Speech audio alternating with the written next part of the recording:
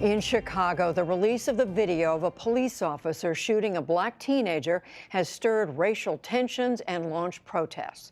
A warning to our viewers, some of what you're about to see may be disturbing.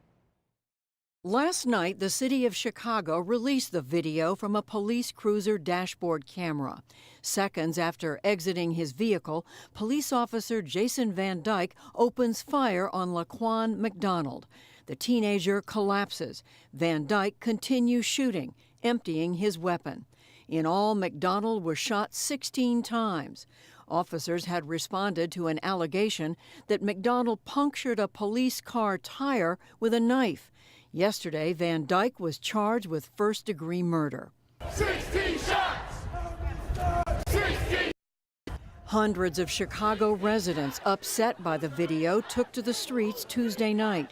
Although the protests remained peaceful for the most part, demonstrators and police officers clashed in a few incidents, leading to the arrests of 5 people. Activists had repeatedly called on the city to make public the video of the incident, which occurred more than a year ago. The city had already paid McDonald's family $5 million at settlement.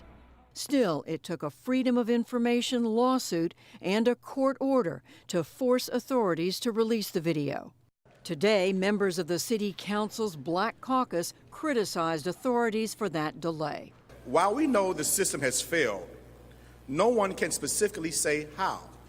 We must value all of the children of the city of Chicago more than just thinking that a quick payout can solve the problem. A clear, transparent process is the only way we can begin to build trust in our communities with law enforcement. At a news conference last night, Mayor Rahm Emanuel struck a similar tone and said that the shooting of Laquan McDonald must be an opportunity for the community to heal and come together. We need, as a city, to get to a point where young men in our community and in parts of our city see an officer and don't just see an officer with a uniform and a badge, but they see him as a partner in helping them reach their full potential. We also have to get to a place as a city where officers who patrol communities in our city see a young man not as a potential problem and a risk, but they also see in that young man as an individual who is worthy of their protection and their potential. Details on McDonald and Van Dyke are still coming to light, but here is what we know now. Laquan McDonald was a 17-year-old African American. He was removed from his mother's care twice at a young age and spent most of his life as a ward of the state. Family Services twice investigated allegations that McDonald was sexually abused in foster care, but no charges were ever brought. At the time of his death, the autopsy found McDonald had the drug PCP in his system.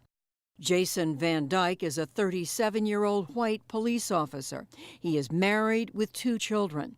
He served on the Chicago police force for 14 years. During that time, he received 18 citizen complaints, 8 of which were claims of excessive force. Van Dyke's lawyer told CNN today that the dashboard camera video is unreliable and that his client was justified in shooting the teen. No matter how clear it is, there are problems with video, and most important, I think, is the fact that video by its nature is two-dimensional and it distorts images. So what appears to be clear on a video sometimes is not always that clear. Officer Van Dyke is being held without bail. His next court appearance is on Monday.